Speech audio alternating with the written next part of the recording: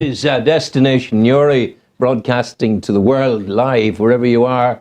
We welcome you through the hallowed portals of our television lens. We're glad to be coming through the Stargate out to you. And with me in studio is Paul McLoughlin of the Northern Ireland Mixed Marriage Association. And the first question I asked him, was it men and women, Catholic and Protestant, or was it men and men, or men and women, or what was it? But it is, of course, the religious thing. Basically, yes. Yeah, and you've been in existence 40 years, Paul, and things have changed in 40 years, haven't they? Things have changed quite dramatically in 40 years. It's now much easier to make a mixed marriage. Really? The actual nuts and bolts of it are very much easier. Temery no longer exists. Temery has been dispensed with. Really? Oh, absolutely. Good stuff. In the old days, as you know, the non-Catholic partner, as they were referred to, was forced to make a very forceful promise that all children of any marriages would become Roman Catholics. That's now gone. Nowadays, it's up to you and your wife what you want to do. It's just the final decision is between the couple themselves. So a couple, I suppose it depends on the location where folk find themselves. If they're in a community that has a broad outlook on life, then love is love, humanity is humanity. But if they're in a tight, introspective little community, it can be still difficult for them. It can be extremely difficult.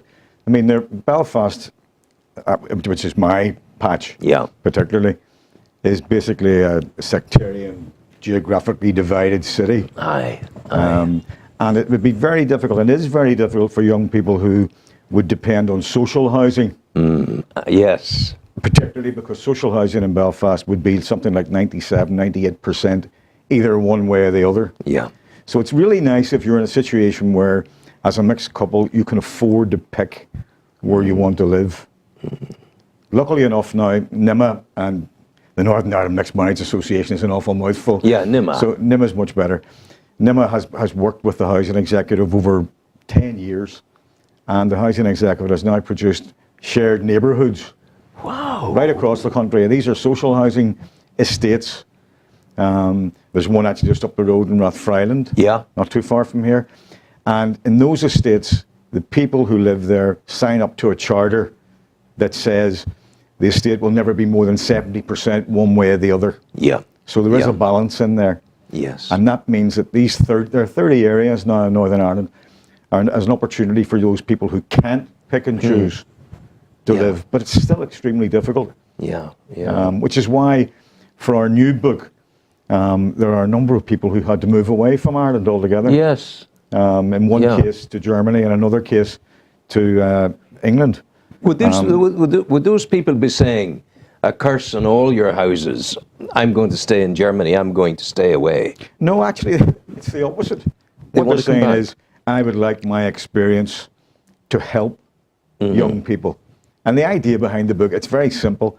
It's basically going to be an educational tool. It'll be aimed, like the previous book, it'll be aimed at 14-year-olds, 15-year-olds. Maybe that suits my writing style. I don't know. But it's aimed at those people. And the idea is to spark debate, to spark discussion. This book now is being used in many secondary schools. This one that we have already. I'm going to lift this one at random and see what I've got here. This is a book of stories about couples who have met, fallen in love. And now here's one. Two against the rest. Martin and Sharon, who are both in their 40s, are from Derry/Londonderry. They've been married for nearly 30 years, have two grown-up children. Martin is a successful businessman and runs a tour company in the city. They are a hard-working team and a resilient couple that has faced down both poverty and the violence of sectarian opposition. They have won over it. They have done it. They're a good example. Martin came from the bog side. And Sharon came from the Fountain Estate. Now, wow. Just last week, there was interface trouble between those two estates. You know, never the twain shall meet, particularly in Derry/Londonderry. And their story is inspirational. There's another story from a lady from Newry. Where are we there? I'll find that now. She's a lady called Ruth McCreesh.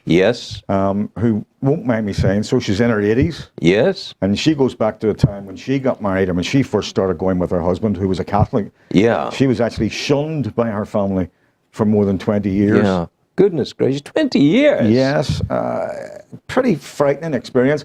Yet when I interviewed her, she was so optimistic, so forgiving, and so humble about the whole thing that it actually, even an old cynic like me was really moved. Yeah, of course, I can understand. Honest. Yeah, but I mean, when in the case of Ruth, for example, how did they meet and how did the thing come together? They met at work, and this would have been in the very early 1940s. Yes. And it is quite amazing nowadays, even, and we do have peace nowadays, of course. We don't have reconciliation yet, but that's what we aim for. Please God. In those days, it really was a situation where your parents didn't want you to marry somebody from a different denomination because they loved you. And they didn't want you to go through the heartache and the isolation, possibly. Of course. So they didn't do it. I don't think the vast majority of people would have objected out of badness. No. It was actually out of concern. Yeah. You know, and you see, it's not for, take that lovely, the love song of Hiawatha. When the young man is going off in search of a woman, the elders in the tribe said, doesn't matter if they shine like the stars, whatever, just stay at home with one of your own who's good around the fire and good around the hearth. Forget about all of that. Bring to me not some stranger's daughter. Bring to me. You see, it's a kind of a tribal, national thing, international thing. My late mother worked in a mill back in the 1930s, and an old lady said to her one time, to marry one of her own, if she had to put a shirt on his back. Now, Goodness gracious. Yeah. That's scary. Yeah, that is scary. No matter how poor. No matter how poor he was or how bad he was. Just get your own and stick to it. Yeah. But as you say, things have moved on dramatically. That book in particular has inspired so many young people. Oh, I can see it. I've been told, I've been to school visits. Yeah. I've heard young people of 14, 15 years of age talking about reconciliation. They would frighten our political leaders. They would put them to shame, to be perfectly honest. I can understand this. Because of their openness and their honesty. And prepared to talk about things, not necessarily whether they can agree all the time. No, because in any marriage, you get disagreement. It's extremely difficult. No, enforced agreement is an abuse. Absolutely. There's no two ways about it. We have found that this first book sparked that sort of debate, and that the logical progression from that was to talk about mixed marriage from the child's perspective. Yes. Having met many children of mixed marriages, I can honestly say that they are an enriched species. As they say in Belfast, they've a foot in both camps. And, if we're ever going to improve this country, all I hear is talk of trust. We have to trust. I think, first of all, we have to understand the other side. Understand what you're choosing to trust. Yes, absolutely. And I think that children of mixed marriages have a story to tell whereby they do have an understanding of both sides. It's probably different for those of us who were born into one denomination. And in Irish terms, or in Northern Irish terms, that's very much a cultural thing as well. Yeah. You're born a Catholic, therefore you're a nationalist. Yeah. To a large extent, and vice versa for Protestants. Whereas children of mixed marriages can have a form of double belonging. Isn't that lovely? You can belong to both. Yeah, and in a country where I can have an Irish passport in my left hand, which I do, and a British passport in my right, which I do. What's wrong with belonging to both? I think it should be encouraged. Absolutely. I mean, it's a sign that the shared future that we all aspire to, or should aspire to, is actually represented by the shared present in a mixed marriage. Yes. From the young couples that I talk to, I've found that they talk more than couples of the same denomination before they ever get married, because they've more to talk about. And more to resolve, perhaps, or to further understand. But a lot of us get married originally because you've got engaged. And in my day, well, the next thing was you got married. And the only talk really was about the hotel and who was going to pay for what. And who would organize the flowers and the cars and all the rest of it. I think when you're in a mixed relationship, that there are many more serious aspects to it, of course, that need to be talked through. Yeah, the practicality is, from facing people, the young people themselves getting married are often quite willing to share heritage. Parents are very often quite willing to share heritage in the sense that they're going forward together.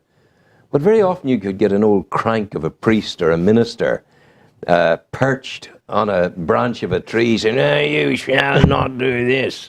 Do you come across that kind of nonsense? You know how when we go, I worked in England for a while, and when you're in England, I used to brag about the extended family. Yes. The Irish extended family, how we all loved each other, and granny and grandfather and uncles and aunts. And we did for a long time. A marvellous thing, except if you prepare to marry out of your tradition, and you can get granny who's a bigot and wants to put her fourpence worth in, that'll always happen. That's human nature.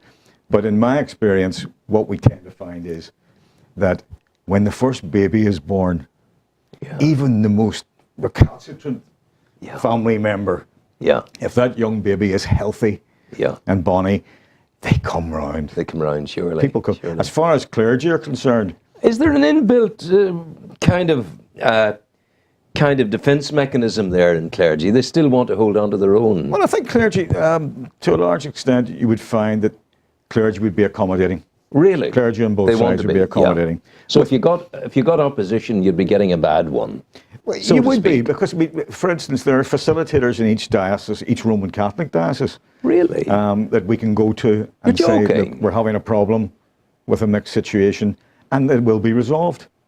It will be resolved. So the association within Catholicism will deal with the recalcitrant priest who's... Oh, if there was a priest who wasn't prepared to do it, for instance... You'd find someone else. He would be spoken to, and if necessary, another priest would do it. But wouldn't it be nice if, one, that he didn't need to be spoken to, and secondly, if spoken to, that he conformed and changed, and that saw the wisdom of the more colours in the garden, the more pretty the garden. Well, I think as time has moved on, I, in the past 5 years, have not experienced any clergy who have refused to perform a wedding together. That's a great step forward. It really is. I mean, and to be honest, I've had priests and ministers who have pulled me out of situations where, this young couple wanted to have a particular ceremony. Oh, yeah. And sometimes older priests too. I mean, I have an older fella who would be in his 80s who has come to do things when other young priests have had to go away. And you would think maybe he's an old dinosaur. He's not. But no. Because they can see love and they realise that the way we're all Christians. This is a remarkable thing about Christianity. Slightly different roads and slightly different streets, but you're hopefully going to the same destination, which is very appropriate for a station like this. But indeed it is, destination Newry, and then all points change for heaven. But I mean, how long are you doing this now? You're 5 years, I'm 6 years? Over 5 years at it now. It hasn't driven you to distraction? Oh, absolutely not. So, I worked in corporate PR for 30 years as a journalist, and you can become very cynical where everything is the bottom line. And after I retired, I got involved in this, and it's so worthwhile. I mean, it really... But what are you actually doing as a society, as an association, in order to... Just tell me what you do. We would be lobbying for certain things. We would be lobbying for increased integrated education. We would be lobbying for more shared social housing. Yes. We would be trying to educate young people, because it's obvious that young people are the future. So the likes of this book and the new book are aimed at secondary school pupils to say to them, look, the taboo subject of mixed marriage, which it was for so long, is no longer taboo. You can now talk about it. And we have couples who, in the first book, were the first to put their heads above the parapet ever. Very, very brave people, very humbling people.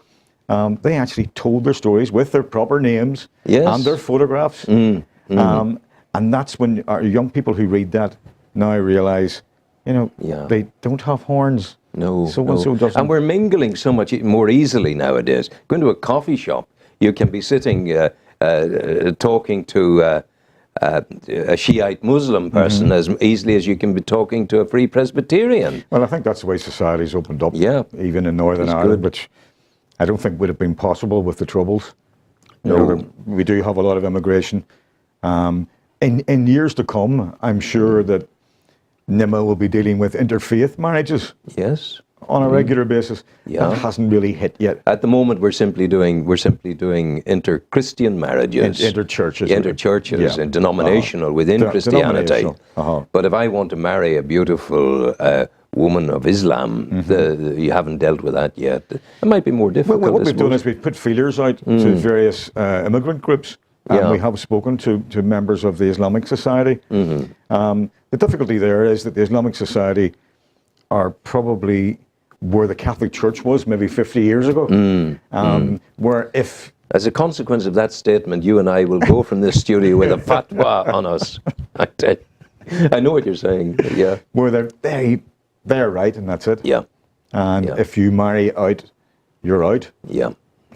So, but I think that'll change too. It has to change. So, Paul, basically speaking, you're of good heart at the moment. There's an optimism within you. I think so, yes. I mean, I think, as I say, traveling around schools and meeting young people and talking to them about it has made me optimistic, because they're so open. Yes. They're open to discussion. Yes. Now, so many of us of a certain age have preconceived views on practically everything.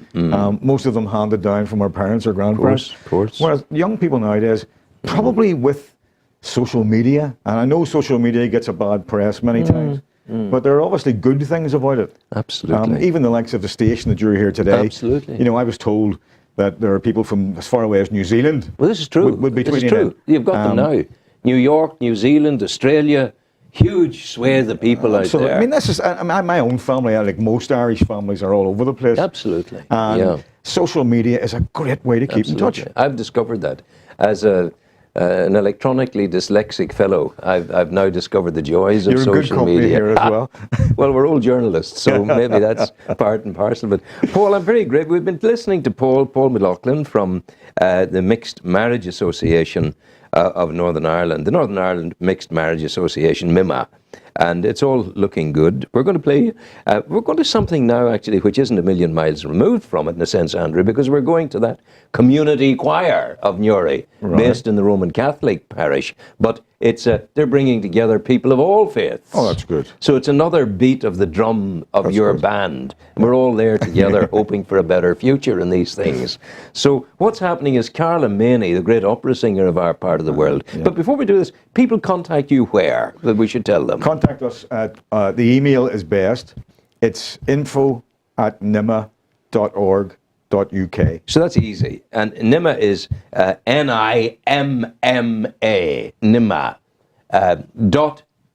.org.uk. So that's where you get the folk, and you're an open door there for people to make contact. An ear there to listen ear. And to go forward. So the thing now is, Carla Maney, an opera singer from Newry, with her dear friend Barbara, they've been in London and they were on the BBC Voice programme, all kinds of things like that, and they've been doing very, very well. But Carla is a home bird, and she reaches back to us every few months. And on the recent coming back to Newry, she went about the business with Barbara of launching a Newry community choir.